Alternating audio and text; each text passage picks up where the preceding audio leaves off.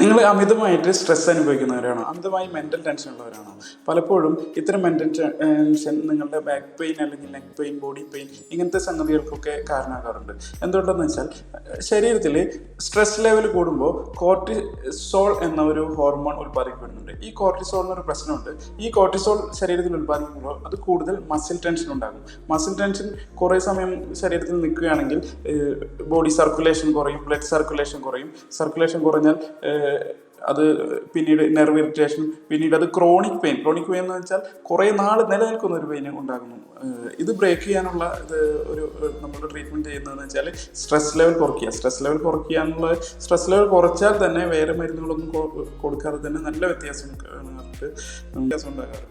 Stress level കുറയ്ക്കാനായിട്ട് നമ്മൾ ചെയ്യുന്നത് എന്തെങ്കിലും യോഗ ചെയ്യുക അല്ലെങ്കിൽ മെഡിറ്റേഷൻ ചെയ്യുക, ഡെയിലി ഒരു 30 മിനിറ്റ് നടക്കുക. ഡെയിലി 30 മിനിറ്റ് സ്ഥിരമായി നടക്കുകയാണെങ്കിൽ നിങ്ങളുടെ മസിലുകൾക്കും അതുപോലെ തന്നെ മെൻ്റലി ഉള്ള റിലാക്സേഷനും അതൊരു ഗുണകരമായി ഭവിക്കുന്നതാണ്.